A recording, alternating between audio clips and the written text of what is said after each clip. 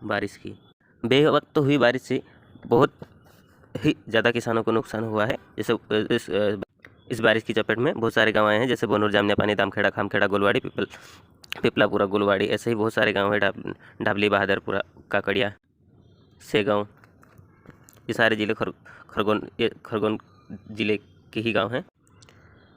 खरगोन ज़िले में भारी नुकसान हुए हैं, जो मैंने आपको गांव बताए उन सभी गांवों में, और बहुत सारे गांवों के नाम छूट भी गए हैं।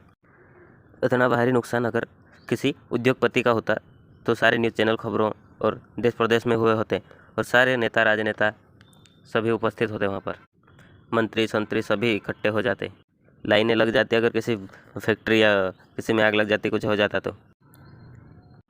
पर क्या यहाँ नुकसान होता है? पर यहाँ नुकसान एक गरीब किसान का हुआ है, यहाँ कौन देखने आएगा? यहाँ गांव का पटवारी तक झांकने नहीं आया। अब उसे फ़ोन लगा कर बुलाना पड़ेगा, वो आएगा, वो देखकर चला जाएगा, बोलेगा देखते हैं 500-500 रुपये दे देना, फाइल आगे दे दूंगा।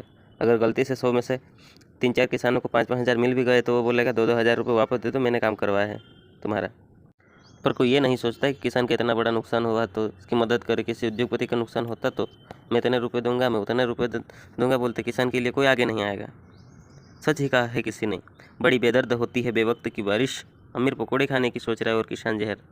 पर अगर किसान भी चाहे तो व्यापारिक फसलें उगा सकता है, जैसे जूट, गन्ना, सरसों, और भी बहुत सारी व्यापारिक फसलें आती हैं, जिसे बेचकर वो सिर्फ पैसे कमाना चाहे तो किसान भी कमा सकता है। खुद के लिए खाने के लिए अनाज लगाएगा, बाकी बेचने के लिए सारा व्यापारिक फसलें ही उगाएगा। पर वो उगाता नहीं, क्योंकि किसान जिस